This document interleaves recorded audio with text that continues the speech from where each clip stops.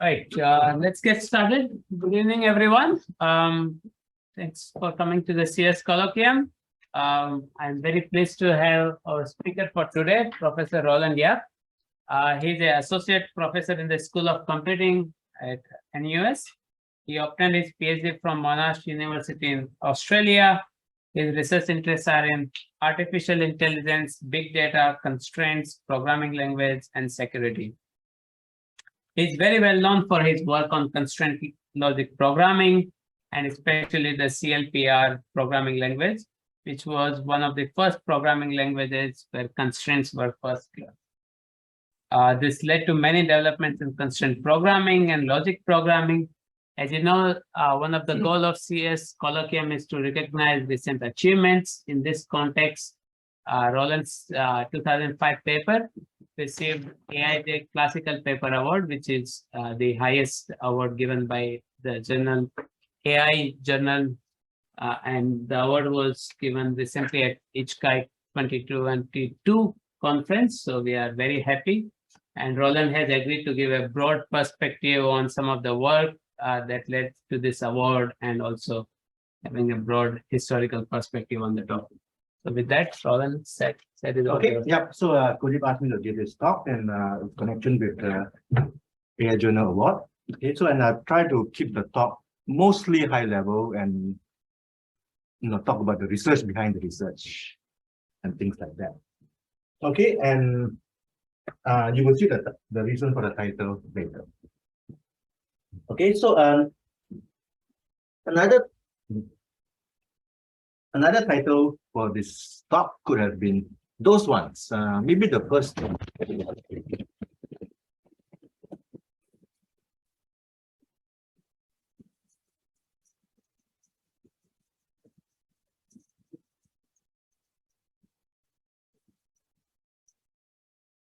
And then it goes back to we won't go backwards.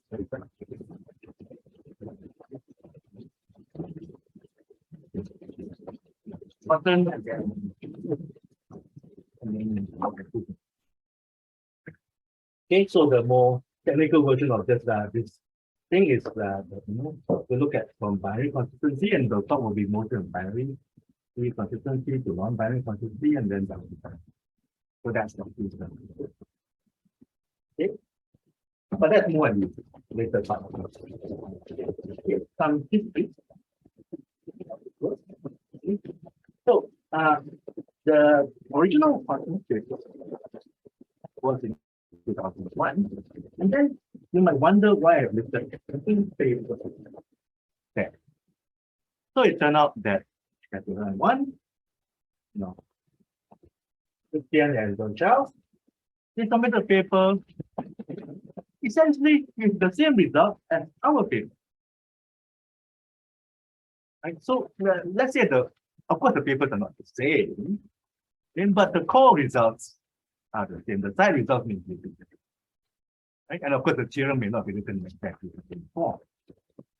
And so, but essentially they were the same, and I think it was probably a little unusual that both papers to be published independently, rather than making us write one paper. I think that's a little unusual. I'm not privy to the why they did that, so but in the end, we did that. I think AI journal may be a bit faster nowadays, but that's because we were okay.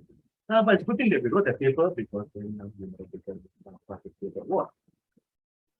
Okay, and interesting thing about the AI journal classification work is that the paper must appear in the AI journal at least 15 years. At least, not exactly, not at most, not. So paper from the could still be, up for next year. So that's a little different. Okay. The citation is there, but a bit too small to reach it. But I'll show it.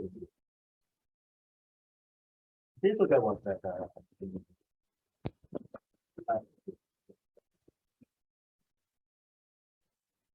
just to understand the background. There's a whole bunch of, and I won't read all of it. Understand. Okay, so first of all, we're going to talk about constraint satisfaction problem and finite domain. Okay, so and you can describe it by three different things. The variable x, the function t, and the domain. So, variable. Right, and the finite domain part is just that the domains are finite. That every variable takes a finite set, as opposed to continuous. So you could have continuous, and that would be that would be a non-finite. And of course, most combinatorial problems can be expressed on multiple features, simply because the combinatorial structure can be expressed with constraints, and combinatorial structure is normally discrete. Okay, and then of course, the thing we want to solve is the constraint, right? So you have a set of constraints. Every constraint is just an arbitrary relation. You can define it any way you like on those values, right? So the simplest way of thinking about it is that you can think of the relation as just a table which tells you, values can go with which value.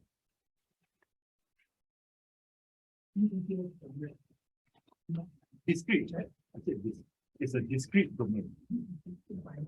Finite domain. Finite means It's discrete and finite. but not finite because most of the database, the domain,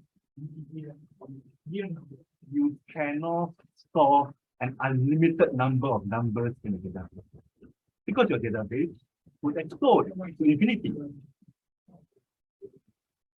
theoretical, the term finite means the integer of the domain. Yes, that's what I mean. So it could be that x can take various quantities of. We'll see examples. Okay, and constraint relations. Maybe you want to say that constraint T1 can have has two variables. First variable could be let's say they go between 1 to 10, and it just expresses success. So then 1, 2 is a tuple, 2, 3 is a tuple. That's it. Okay, then every constraint is crazy, which is how many variables there are. So binary constraints, such as IP2, and non-binary constraints, of course, started with 2. Then we're going to talk about tuples. Because we're going to talk about solutions to a constraint and solutions to a problem. So you can think of a solution to a problem as just a tuple of similar constraint, right? So then of course the tuple has to make sense. So a tuple is allowed basically if it's in the range, right? But that's not enough because you have the domains, right? Because your relation may have things which are not in the domain. Right? So a tuple is valid if you take the projection of the tuple on a then it should be in the. So that's basic definition. And then this support notion is something we use later for consistency. Okay, and then we say that tuple is a support. So X is XA is a support on the constraint C. If you project the tuple on X, you get A, and that tuple matches the constraint and matches the domain. So it's valid and allowed. And finally, a tuple is solved. Because tuple is just a tuple. Anything like, right? So it's consistent. If you project it on the variables, it is in them. Then the solution would naturally be a consistent tuple, which is valid, meaning that it's a tuple domain. And the problem P now is satisfiable if there is a solution, otherwise it's unsatisfiable. Okay, and of course, this basic setup is if you have the optimization version, becomes And basic questions you might ask is, is T satisfiable?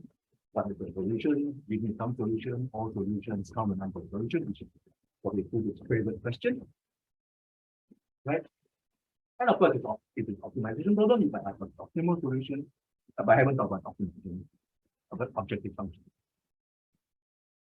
Right? But it's just one more aspect of it. So that's the basic setup. And the point for this talk is that you actually do want to solve this problem. Just because it's empty complete does not mean that you give up. And these problems occur all over the place. Right? If you use Changi Airport, I'm not sure if they still do this.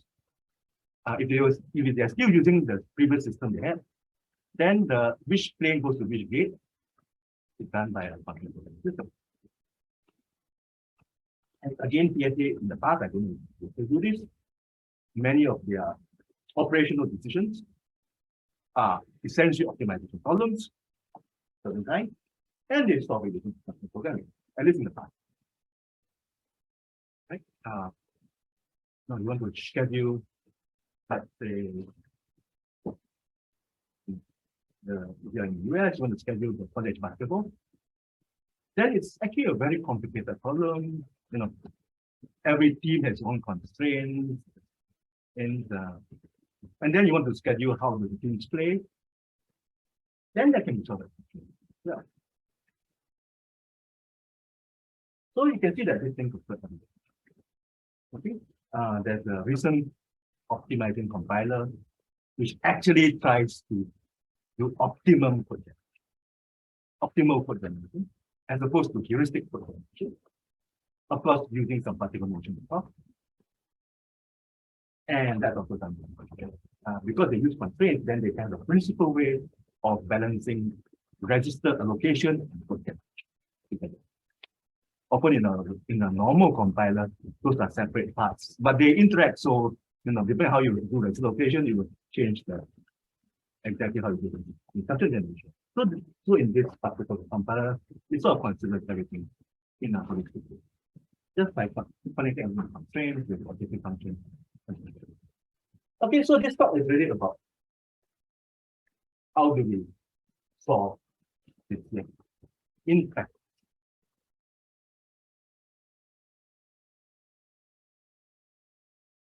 Okay, then to solve this problem, typically one uses something we call local function. Okay, and so remember that the constraint solver is not memory. Right? Because the problem is NP complete. You cannot expect the algorithm, the constraint algorithm, to solve an NP complete problem by itself efficiently without anything else. Right? So usually instead the constraint solver has some kind of inference step, which is partial. So we call this local, because it uses some kind of local condition to do with it. Maybe with one constraint, maybe two constraints, three constraints, and so on, but not all the constraints.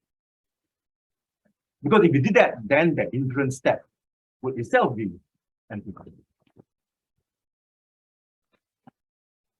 But take note that for some constraints, that even a very this kind of local condition may already be.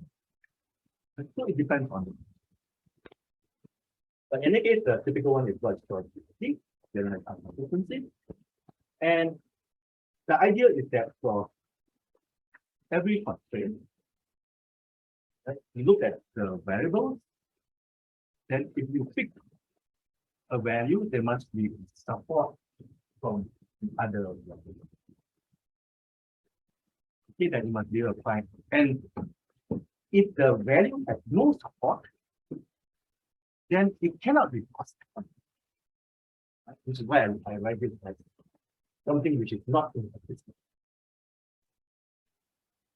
The idea is to get rid of stuff which you are sure is inconsistent. Whether it's consistent or not, well, that depends on the definition of consistent.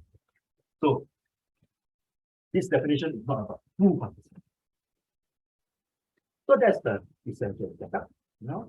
Then a constraint GAC is for every variable and value. Then all that each of those things. Okay, and then the whole CSP is the GAC with all the constraints. Then in this talk, we'll focus a bit more on the special case for binary constraints. So binary constraints meaning the constraints only having two values. Okay, and that's for arc consistency. AC. Historically, things started with AC and then it must be one. So AC is like this. You can't go less than this. It becomes trivial. I mean, you can, but it's not interesting. So if AC is really good. Right? And as I said, right, the idea is really to be able to remove inconsistent values. And the thing which makes this more tractable is that you reason one constraint. This is often also called Your constraint just involve one part. no, Because each one. no, it's a set of tuples. A constraint is a set of tuples. So it can refer a constraint with two tuples interact each other. Okay, top one. The simplest is that you can solve any empty complete problem of this type using a database. Okay, you simply join. So consider that every constraint is just a table. Right? So now you create a Gaussian table, and we join the Gaussian tables together. If we can join it, there must exist a consistent tuple. Now you do this to SQL. What will happen? The whole thing will collapse. Why? Because it will not only run out of time, it will run out of space. Right? Because after hitting 1 petabyte, it says bye guys. Right? Because as you join, the size of the number of tuples and their length increases. Right? So let's consider we have 100 variables. When you say the join, you join it. Join. We just consider every table to be a distinct relation. You join the whole thing, but they may have common. It's not yes, it's not a universal relation because it's not class. Take a think. So if you think of this way, right? No, why don't people use databases to solve graph coloring? No, so simple question. First, explicit power of the constraint. Explicit power. It can express any relation defined over a finite set of tuples. So it can be as powerful as So, aka a table. It's not about relational calculus. I saw some. Yeah, you can write it. Some questions as relational calculus. Okay, maybe we'll see some examples and then explain. Okay, but it's a good question. Like often people don't think about the database action. Because actually, it's not practical. Right? If you could do that, you could replace a set solver by a database. Could it, anybody submit to the set competition a database? But this is same as conjunctive query. Yeah, it's just a conjunctive query.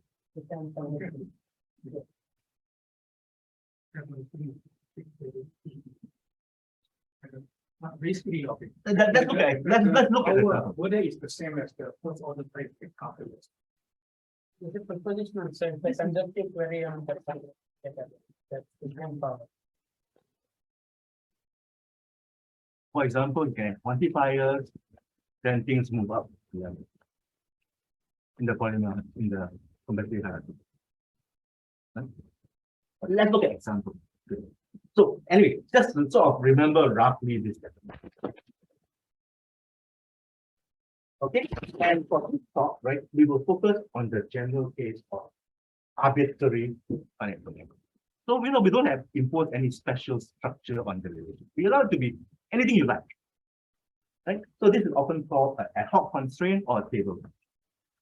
Right? Because as I said, you can always represent a table, and table can write any relation, finite relation you like. Okay, but of course there are many constraints which have special semantics, right? Like arithmetic, inequality. They don't have special semantics. Of course, they can always be cast as ad hoc constraint, but we know a lot more about those constraints, right? So they often will come with specialized propagators which understand the semantics. Whereas at this level here, because it's arbitrary relation, it may not be able to say much about the semantics. Of course, it doesn't mean that if I give a whole bunch of ad hoc constraints, you cannot figure something out. Right? That is maybe we will see that near the end. Okay, so here's an example. I guess people know Sudoku, right? Who doesn't know Sudoku? Or who knows Sudoku in this video, right? Okay, and I use this simply to illustrate some of the points. So, and this is an order 3 Sudoku. Okay, order 3 Sudoku is not anti-complete, but the order n Sudoku is anti-complete. And of course, Sudoku, what you need to do is to fill in the blanks, aka the variables. The variables are the blanks. The numbers are the things which cannot be changed. Or if you like, that's a blank where you say, aha, that blank should be number 6. Okay, so I don't have to explain Sudoku. Okay, and of course the variables we can see are finite domain variables, right? They take. Sorry, what do you mean by order n? This is order 3 Sudoku. It has more than 3 times 3. 3 times 3 big cells. You see, the big squares, not the small squares, right? 3 times 3 of them. Okay. If I have, and if you actually try order 4 Sudoku, you will see that 3, okay, actually it's not very hard when you're done. If you try 4, it jumps. It really jumps. you can consider this as order 1, just one big table, order 9, right? Depends on how you partition. Because you're not defined as No, square. no. Just write the SQL query to give me the answer. So I already said that you can give the answer in principle by writing an SQL query with the correct tables. So my challenge to you is to do this for this guy. Just for this one, right? Which we can agree actually is quite easy to solve by hand. But your challenge is to write an SQL query with the tables. That's your challenge for the day. So now you understand what I'm talking about. Okay, and remember this is actually quite easy to solve by hand. This particular one. I mean, there are other ones which can be harder to solve by hand. Okay, and then let's say the blanks for the variables, right? So finite domain variables, it takes values from 1 to 9. That's the finite domain part. So you see now why I'm using this example, right? Because I don't have to define this stuff you solve. If you seen Sudoku before you solve, no. Then what is the constraint combination of the Sudoku problem? So now the question is that, given an arbitrary Sudoku, it could be order n, not order 3, right? Write a model for this, which can be auto-solved. And the model can be auto-populated, and you could, hook it up to a camera and do it up as well, right? If you have machine vision, right? Okay, so let's look at how do you model this as a constraint problem, right? So then you know that the big cell basically you must fill every number from 1 to 9, and every number use exactly once, and this can be modeled as all different. All different that says that each of these variables is different. Okay, that's intuitively obvious. So that's an example of a constraint which has its own, a special semantics. It turns out that all different constraints are actually quite hard.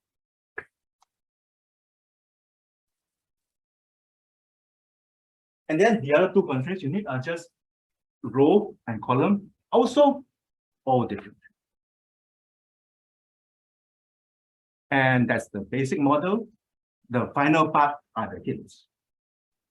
And the hints are just say that, well, no, certain cell is 5, certain variable is 5, certain variable is 3, and so on, right? And done. Finished. Now you press the button, and SQL goes chugga, chugga, chugga, chugga, chugga. Assuming it doesn't run out of space and doesn't run out of time, you give the answer. Or of course, you could use a set solver, which will include it favorite, or a constraint solver, and so on. Right? You could use an integer programming to solve it as well, right? Because the integer program, the inequalities are just constraints. Right? If you don't care about the objective function, you just specify objective function just to be 0. Then you chugga chugga chugga this to the IP solver. It will return you a valid solution, or that's a valid solution. So If one exists, right? So you want to find one or find all the possible solutions. There's a two different questions. Find all solutions or just one solution. But for proper Sudoku, it is meant to be unique. So it should be solvable and have a single solution. Right? And then none of this symmetry is there. Okay, so now you see why this is a constraint problem, and you can understand now all my previous definitions in the light of Sudoku. It's easier to understand. Then let's talk about how you solve it, because this was only about how you model it. The solving, you just press the auto button, right? Go chugga, chugga, chugga. But how does the chugga chugga thing work? Okay, so remember I mentioned that we do some kind of inference by the local consistent, by using local consistency, and usually we call it propagation. So let's say that we want to infer something about the red cell, right? So you look at the other hints. Now, of course, if the problem was completely blank, well, you can just have your prefix answer, right? You don't even compute. That answer will always hold, right? So it's not interesting. Okay? For people who are interested in Sudoku, the difficulty increases. If there are too few hints, it's easy. Then you get more hints, start getting more difficult. Then you got too many hints, it becomes easier.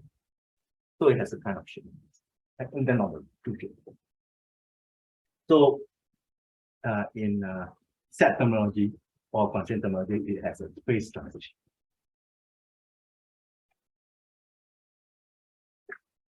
So then we have the constraints, right? And I haven't written them down. But from the row 3 constraint, from this row and the all different, just the simple all different. Yes. Very quick diagram, perhaps.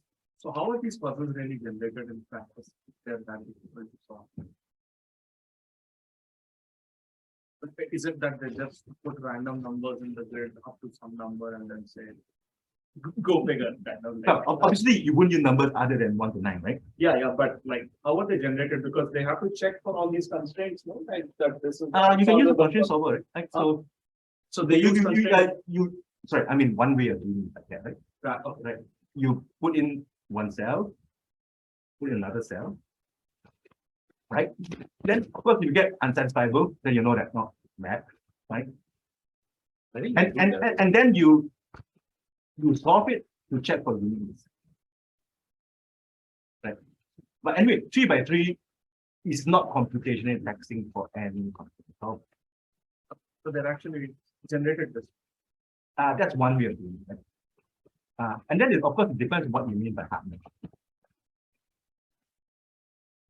So, that's the hardness.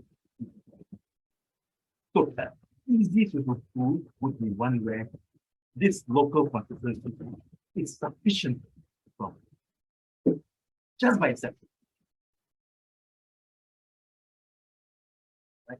And the harder one, after you do the propagation, you'll find that there are still question marks. Then it could be how much can you do. that is a bit hard to quantify. I mean, you can define it, but whether humans feel that to be the right. I mean, the Sudoku enthusiast can argue. But I suggest, right, 5 4 by 4 or 5 by 5, whatever. You thought that if you thought that you can do 3 by 3, that's right, higher on. You tried before. But you understand what I mean. So from the row 3 constraint, right, you get that cannot be 6, 8, 9. Column 1 constraint cannot be 4, 5, 6, 7, 8. Of course, there's a certificate here. And then this supercell constraint, we know that it's not this, right? So we know that it's not 6, 8, 9, 4, 5, 7, 3. So the domain of this great cell can be reduced to 1. Now, it could still be inconsistent in general, right? But we know that the other values cannot possibly work. They are definitely inconsistent. Whether this is fully consistent, that's a second. Right? So the local constraint is ready to remove impossible. That's it. Okay, and of course you can have many different ways of doing this propagation. Okay, but I'm just sketching you one way of doing it. And that can be more powerful. So the more powerful it is, the less. Right? Then by doing that procedure just now, you could end up with this form, where the small digits are the remaining domain. Right? And then we know that this guy is 5. Has to be 5. So by propagation, we actually fix that variable. Then when we fix that variable, we could propagate more. So from propagation, you get more propagation. So once you fix this guy now, we can see that this guy must be 3 and this guy must be 9, because if this is 5, this cannot be 5, and this cannot be 5. So this is a combination. Okay, so you can do one round of propagation, then you pick some stuff. By pick the stuff, actually you can see that you can do another round of propagation. Bring this until you get 6 points. In which case, no matter how much propagation you do, and because we only choosing to use a local consistency algorithm, there will always be the possibility of some blank cell. It's just a question of how much compute you want to spend for the inference. But remember that we do not want to choose to go up to exponential time, because that's the only known way. Okay, and set solvers do this as well. Just the setup is simpler, so they use some unit propagation, which is even simpler than. Okay, but then the question is speed. This question about this. So, is it true that if after these propagation steps, suppose we don't end up solving the whole code, I need to do something else. is it implied that there are more than one correct solutions? No. Because anything which is blank is still question mark. We remove what is definitely false. The remaining is not definitely true, possibly true. Okay, so mostly the propagation, the inference is on the false, because that's a surety. It's hard to infer the true because that's an NP complete question. I know the analogy to NP complete is there, but I'm trying to avoid referring to it. And the reason why this happens is because some of the squares have more than one choices when you finish the propagation step. Yes. But you see that after one propagation step, you can do another propagation. Yes, you do this until you. But because the thing is finite, there can only be so many propagation steps you can do. Right? Because every time you do, you shrink. Then it's possible propagation steps would say that, no, this Sudoku is unsatisfied. Right? So that would be like, early termination. Yes. So one of the assumptions in this local consistency and propagation based algorithm is that once you propagate for every cell, there exists at least one cell where there will be a unique value. Because if you No. It might be that nothing happens. So suppose the problem happens to be very hard, right? You do all this stuff and everything still remains blank. One. So basically, there's more than one value possible at each square. Also. yeah, suppose there is a cell. But I'll talk about that later. Okay? Not the next slide. So that was Sudoku. And let me give you a problem which looks a lot hard. There's something called nomograms. Have you ever seen them before? Nomograms? You seen it before? You tried? It's more interesting in Sudoku, right? Correct? No, because it's picture based. So instead of explaining this, let me show you what the answer looks like. Okay, so all right, a nomogram is an arbitrary n times m cell, and then these are there are row constraints and column constraints encoded in this form. So I just have to explain to you what this format means. And I'll do that by this answer. So is this guy. So the tree means that there's a block of 3. Right? 1 means that there's a block of 1 and a block of 1, of course, they cannot be together. Right? Because they're 2 different ones. Right? And of course, this one is 4 blocks of 1.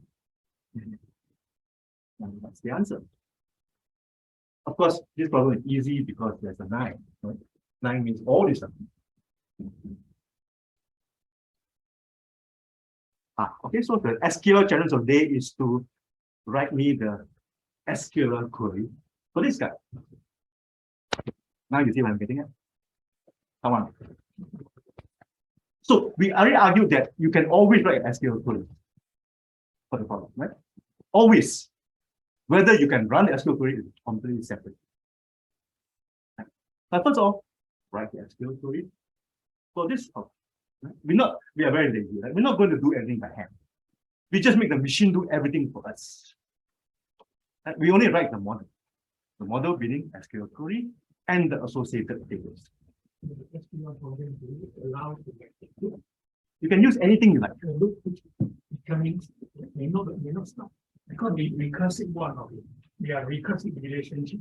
There is no recursive relationship here. No, I mean, you could encode it using that kind of thing, but there is no need to do it. Write any SQL you write, but it has to be not SQL using the SQL programming language part, right? Because you can use the SQL programming part to write a set solver in SQL. No, that's cheating, right? You must use the real database part, not the programming language part. Okay, anything you like. That's the homework, right?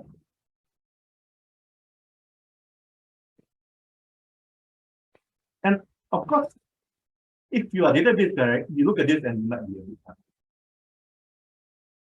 I think. Anybody know how to write the SQL? It seems maybe a bit unnatural, right? Does it feel as if this could be unnatural? But we don't argue that in principle it's possible, right? Of course, unnatural things are also possible, right? Okay, so maybe the easier question asked is, what are the constraints for this thing?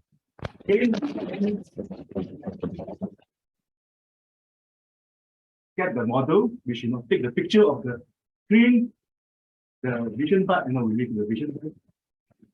Just give us a logical description of this picture. From that, auto generate the model and auto solve.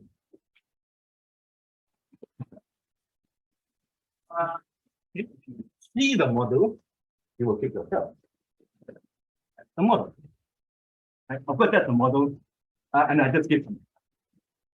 So for row 2 constraint, well, we want a block of 5. Let me use something called a regular constraint, which is either automata or a regular expression as the constraint over And you consider the variables as a finite language.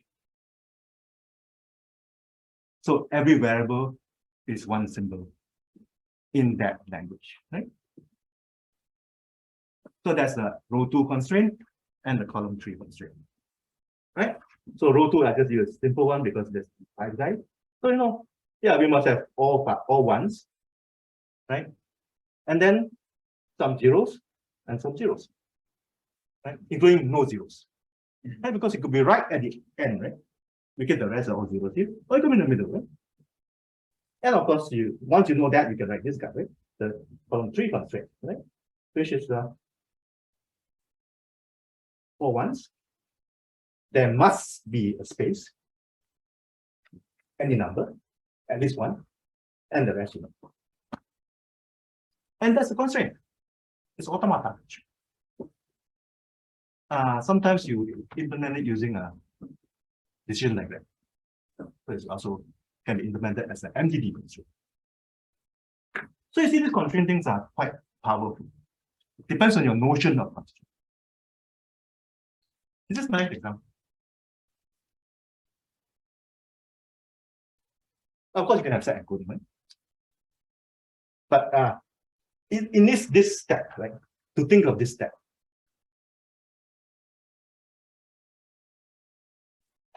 Because you don't think of this step, then you might still be a bit lost how to model. But once I show you I just show you one line, I guess you probably get it again. Right? Then of course the question is, how do you propagate this constraint, right? And we've done some more on this, but this talk will not be over. But every constraint, because it's a finite relation, can have a propagator. So coming back to your question, how do we solve the full thing? Then typically what we do is that we have inference step, right? The propagation perhaps could reduce the domain of variables. For example, by using some kind of GC algorithm. There are many choices. Some are specialized for certain constraints and some are generic. Right? Then when you run the propagation step, things are still some blanks left. Then we do a search step. Right? You could choose a variable and restrict. The simplest way of restricting it is to say that x equals to 1. Which means that x cannot be the other values, right? Of course, you don't pick an untitled variable. You have to pick something from the domain, right? But you could also say x bigger than 2. Right? In which case, maybe you split the domain. Right? And this is usually done using a tertiary table. Because we don't know how to pick this well. Well, we have a beautiful theorem which tells us that, yes, this is the way, God's way of doing it. If we knew God's way of doing it, we could crack the 3% P. Right? Because God is the end. I mean, God has the power of n, right? Okay, so then we just iterate this, interleave the inference and search steps. And that's a common way, and sets always also work like that. Right? In a unit propagation, then do a search step, unit propagation, do a step, except that sets always also do learning. Right, where you just say that okay, these things are not possible, but bang them back into the constraints. How we think about time? Well, they're quite slow because there are a lot of questions. So first of all, there are many EAC and BC algorithms. This table is only a partial list. Okay, but I'll come back to this table later. Right? I just put a table just to show that there are actually a lot of algorithms. Some are specialized and some are not. But most of the ones in this table are generic. Just because I choose the more generic ones for this table.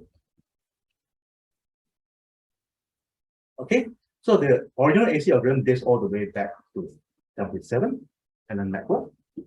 And it's called AC3. There's another algorithm AC4 which we'll talk about. And that is the gap. 1977 to 1986. So originally, and then of course, originally the work was essentially all on binary CSV. Maybe not all, mostly on binary CSV. Why? Because binary CSV is already complete, NP-complete. Of course, maybe the model of the problem may be a bit unnatural. Right? Like, if I restrict you to writing 3 sets, then you need to think of clever encodings. Then once you encode it, you read the thing you encoded, you can't understand. Okay, so but of course, because people start with binary CSV, that's why they looked at AC algorithms. Right? Then a non-binary CSV usually is a more natural model, right? Something you can understand. And because of non-binary, of course, naturally you have GAC algorithms. So that's the historical background. And then it was already known before our work for quite a long time that the time complexity for AC3 binary algorithm is a TDQ. So very briefly, it appears that the same problem can be encoded in different representations. Another way of saying that is that you can write many programs which do the same thing. So you can have many models which are equivalent to each other, depending on the notion of equivalence. Right? Because I give you a task, right, like Sudoku, nonogram, right? Then you get many models for this. Right? Yeah, and so I'm just trying to understand the claim. Okay, what is the truth here? Which is that if I have a problem and I encode it either as a binary CSV problem or as an automata problem or something else, is one going to be much harder than the other? Is that the case? Let's take that question later. Okay, when we come to that part of the talk. Okay, but it's a good question. But just use my analogy that if I give you a programming assignment, there's so many ways to skin the cat, innumerable ways to skin the cat, right? Especially when you admit additional variables. Of course, there's also a question of the interpretation of the variable. Right? So, for example, if you want to encode n-queens, right? There are 2 natural models, one which goes by columns and one which goes by rows. They are in a sense equivalent. Okay, but the variables have a different meaning. It's just that they're equivalent because once you can apply a certain mapping, you can see that they're equivalent. Right? But the row model and the column model are syntactically different. Just in the same way that you can write many programs which are syntactically different and they're still equivalent, right? But of course, you can see that then showing equivalence between, that's a harder question. Just like verifying that 2 programs are equivalent, right?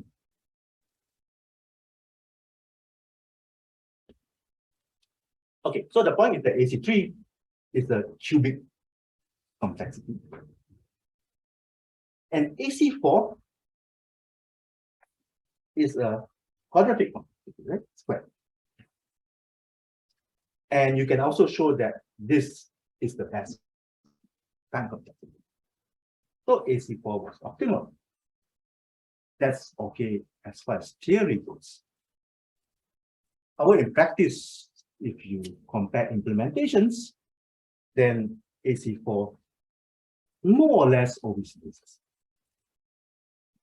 And AC3 was certainly not more efficient because AC4 actually reaches the worst case complexity like every time. Right? Whereas AC3 is not reaching the worst case complexity. Yes, that the worst case complexity is worse than AC4. It doesn't mean that you reach it. Yes, you will reach it for the worst case problem.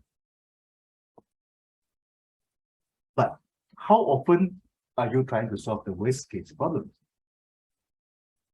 And remember, for NP complete problem, the worst case problem will be very, very, very hard.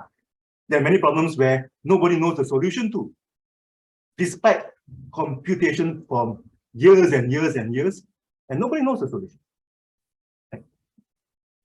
My question is intuitively this AC3 look the domain 3 times No, because it we'll look at it later. No, look at it later. or the other question. Okay, why you No, not important now. This is just the. Is that because of the AC4, the constant, because O has a constant that the constant too big.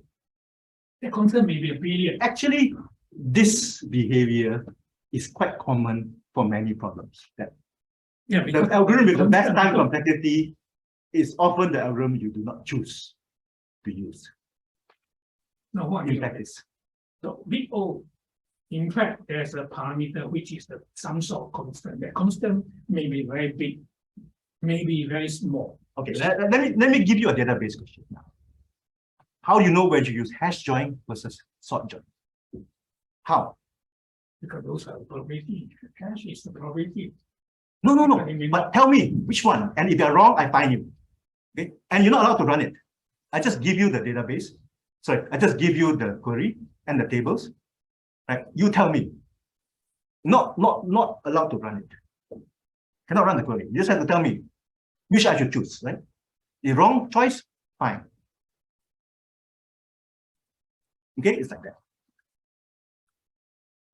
Okay, so the one thing is that AC3 is more efficient in practice. And of course, if you do want to solve the problem, you need the thing which is more efficient in practice, not the one which is theoretically optimal, because that's a theorem.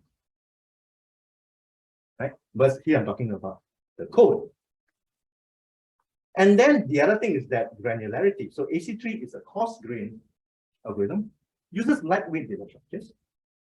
And because it's coarse-grained, it actually interfaces very well in a solver architecture with other propagators, which are typically also coarse-grained. A fine-grained propagator uses more heavy-bit data structures. You need to maintain those data structures during search. So when you need to maintain data structure during search, you can instantly say, yeah, this will cost you. When you don't need to maintain anything during search, that's good. Or minimal things, right? And so on, right? And of course, later there were other fine-grained AC optimal algorithms, but the fine-grained has a minus. And the way they achieved the time complexity was because of the fine-grained. Right? That you can, in a sense, be incremental. But incremental usually requires maintenance of data structures. Okay, so that was where we were before our work. Right? And notice the timelines, right? Question. Yes. So is the maintenance time added in the AC4 type? Yes, of course. Okay. And it doesn't dominate the AC3 type complexity here, right? Comparable even? Sorry. I mean, it's not showing up here because this is just showing one propagation step, right? It doesn't show you what happens next. Okay. So the maintenance would be a little bit outside this complexity. So C here is the number of Constraints. constraints. B is the size of the domain. Yes.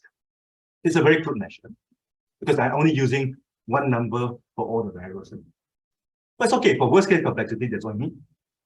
That's why there's a big difference in worst case and in practice. Okay, so there's some questions you might think of after that slide, right? So from a theoretical perspective, you might ask whether is it possible to have a coarse-grained propagator which is optimal? So clearly AC3 doesn't mean that, but that doesn't mean there isn't one, right?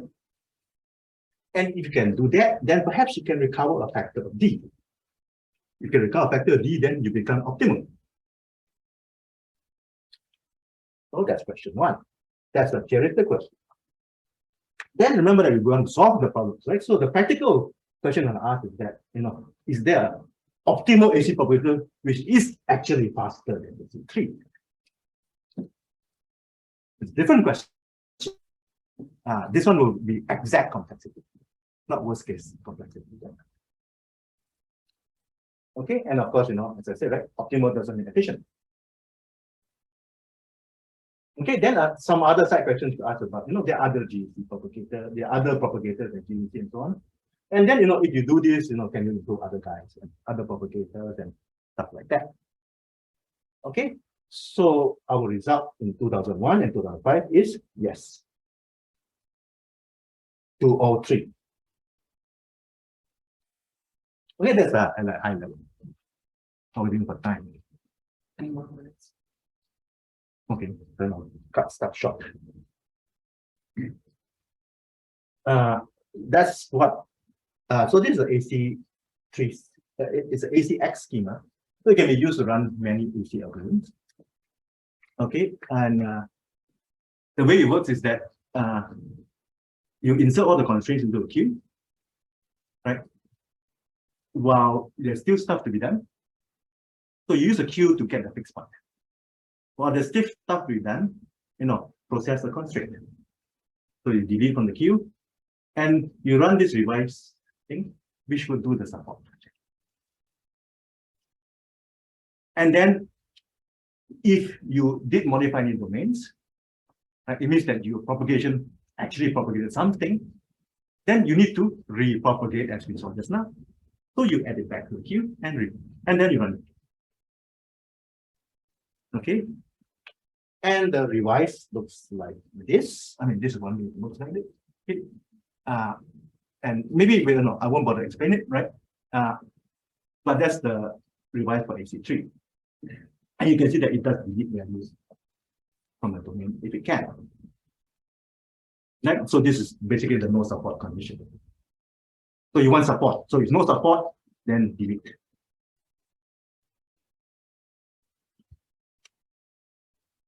Okay, and you can show that if you use this ACX schema, this is not the way the original AC3 paper is written, but this is a more general form.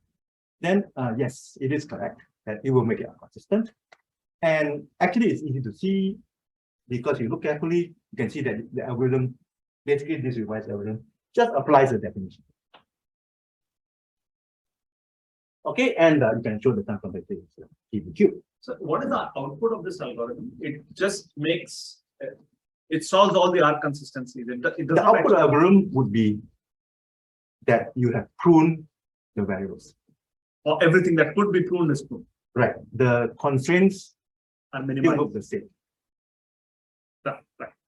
Right. You don't change the constraints. With AC4, we need to do all this incremental stuff. So you need to maintain much more data structures. So like, you can see it has no data structures. I mean, apart from what is needed. Right? You need the variables, of course. You need to have some data structure for the variables. You need the queue because but the queue can be used also for AC4. Okay, and what we observed, which somehow wasn't observed before, was that first of all, as I said, like AC3, it's a very basic algorithm. It just follows the definition, and so that means the issue is in the revise because the outside part, the AC3 X schema, well, you might need that because you need to get fixed point computation. Right, so it's the question of the revise. Ideas we had, and often it's the simple ideas you have, and then you need to work out the rest. So how can we make this more incremental but be cost great?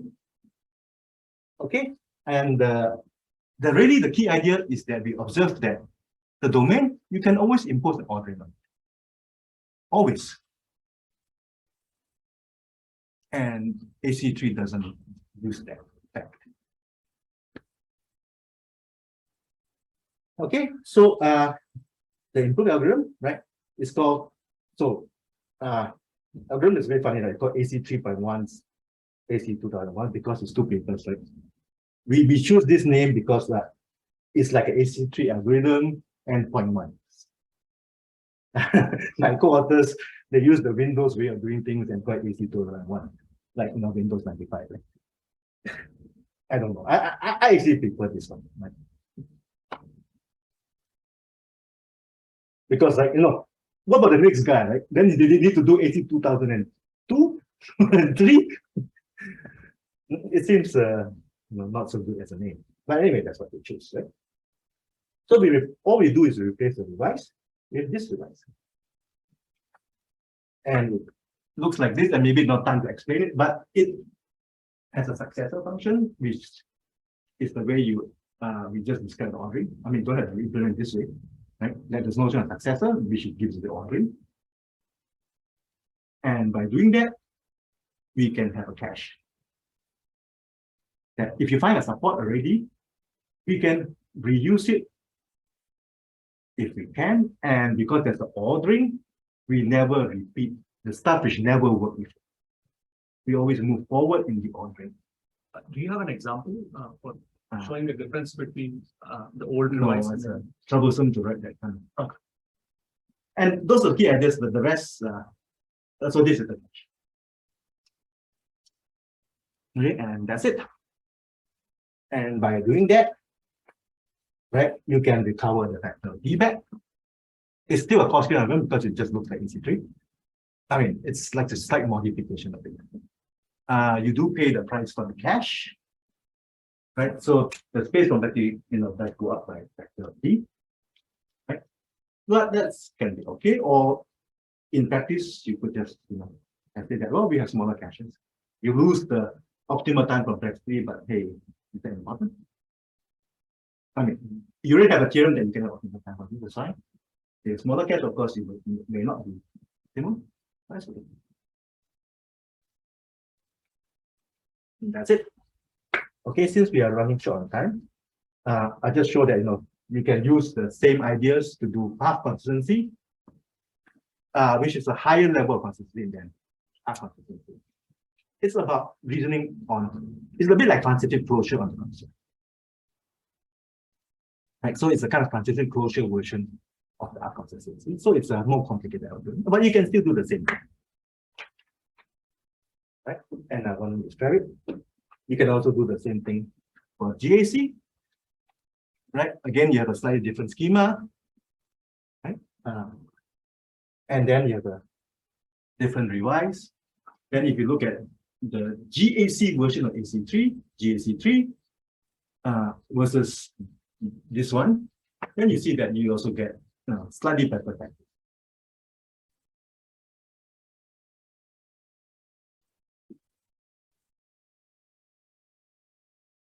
Okay, just some experiments just to show you. If we just simply use the AC, simply just once as a pre-processing step. So maybe just solve you just run it once and solve the pseudocode that. Right? So, and you can see that what counts of course is constraint checks. All those support checks.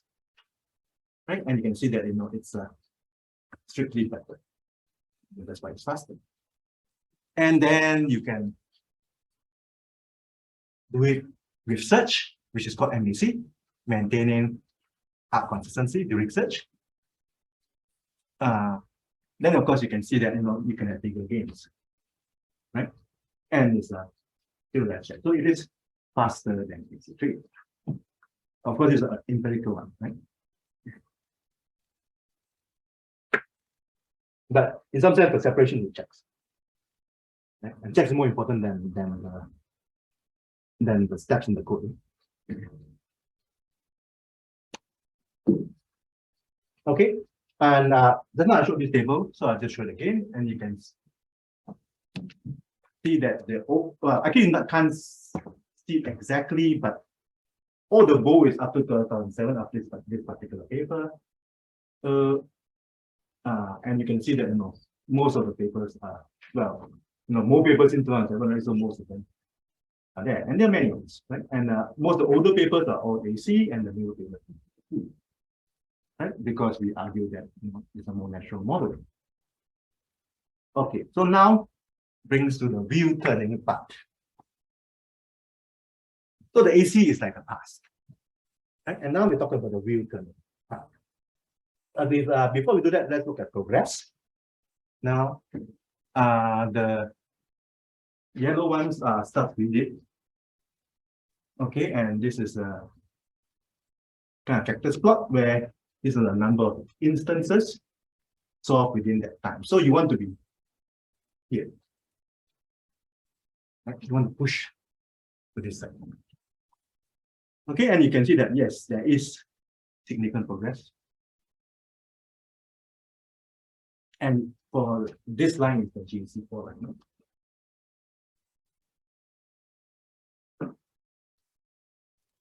So over the years, it's good that we have progress. Because you know, if you don't show the progress, then you're wondering what you're doing. Okay. Then the purpose of showing this table is also show that you know most of the work is shifted to GAC. Then we might think, is that needed? So remember that binary is already empty-complete, which was I think someone's question just now about the models. And you, I think Patrick, right? You asked, you know, you got a binary model and a non-binary model. Okay, and then the Fock law was that it was better to do GAC. So you can solve the problem in two ways. One is that the original problem is a non-binary problem. Then you just use GAC on the P. Right? That's one way. And that's perhaps let's call it the natural way.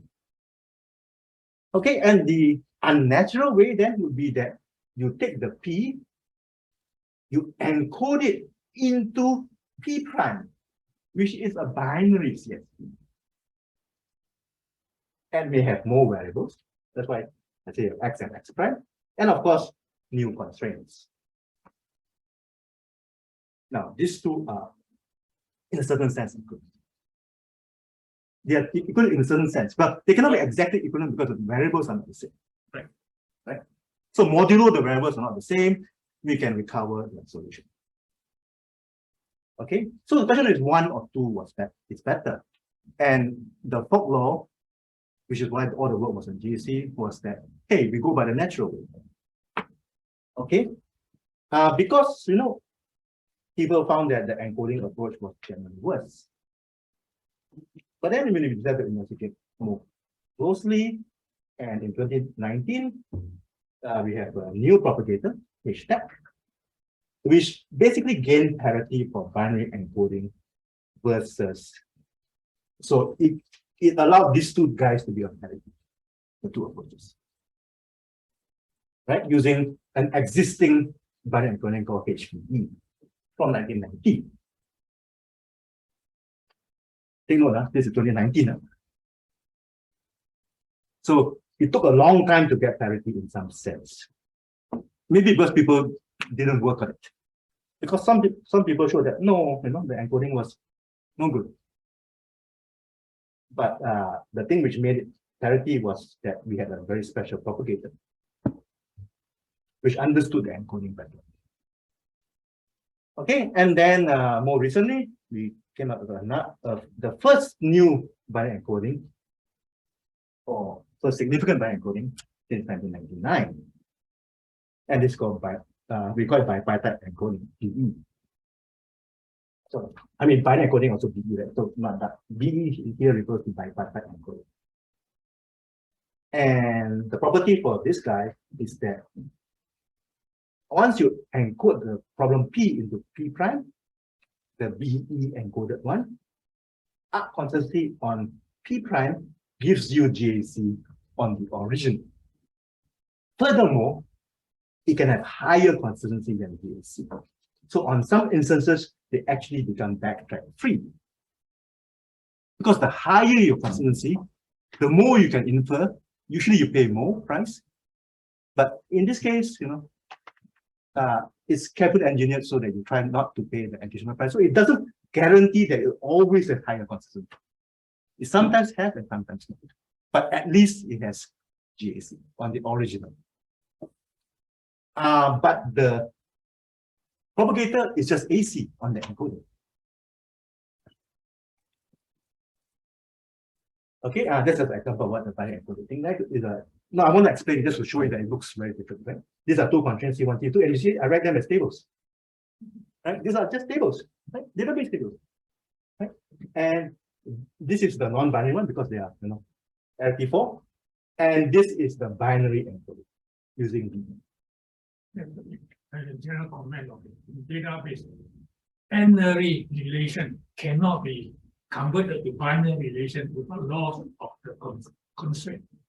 Because constraint, if the constraint is binary, that's no point. Because the binary relation, you split that one, okay, some relationship are ternary or n-ary. Then you cannot enforce that. You can always No. encode to binary, But but you have new variables. You can encode the integrity constraints if you like, and so forth as well. I'm pretty sure you can do it. No, I'm sure. that one I'm very sure they cannot. N-ary relationship cannot be And that's gone. expressed by binary relation. Someone will take offline, right? And you can see what BE looks like, right? So all the best curves are BE. And then we try different search strategies where you measure the time ratio of the algorithm versus the virtual best. That means from all the algorithms you try, you just pick the best. That's the virtual best. And then you do the ratio. So obviously you want to be here as much as possible and as high as possible. And you look at the BE there. Right. So that's what I mean by turning a full circle, and we're done. Right? And I just want to show the lessons part. And this is the citation for the award, right? And I highlight this part. And really, it's simple ideas which can be extended in various ways are really good. We don't want to have complex ideas. We can avoid it. Right? And of course, thanks to a lot of other people who is here. So you work on the research stuff. Okay, and of course, you really need to pay, you want to solve stuff, you need to pay attention to the actual time. So I think to clarify on it. You see your CS, your AC3, AC4. In fact, it's polynomial time because it's square or No. the complexity. Well, The complexity. domain is the size of the domain itself. Look at Yeah. this guy, GAC. No, I mean, you look at your CS, we have the D AC to R, where R is the arity. No, one. So Basically, binary, CS, sorry, then- AC3, AC4. The complexity for AC3 and AC4 in fact polynomial time. yes. Yeah. So how come that one polynomial time will clear up, will remove some of the possible value of it. But the whole thing is No. It's in complicated, more complicated. Consider some problem P. It is non-binary. Right?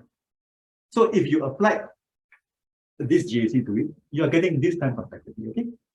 And let R be close to N, okay? These are big constraints, right? You can see this is quite bad.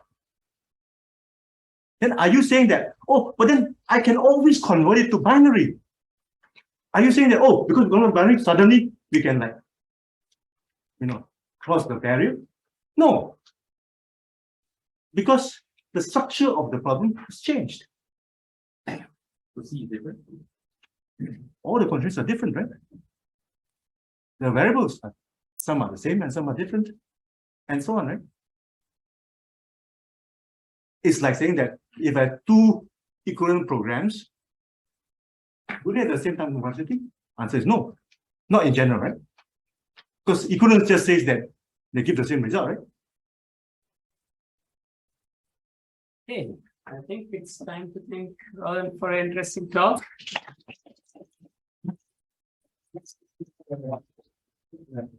So The reason why I structured the talk this way is to strike the balance between theory and practice. Next. The theory is important, but so is the practice, if you actually want to solve the problems. We have coffee and snacks in the adjoining room, so I'm sure there are more questions, and it's probably best if we move to the other room for more questions. Thanks everyone for coming out for the colloquium this week. We'll have another colloquium next month. Okay. Let's thank Roland again.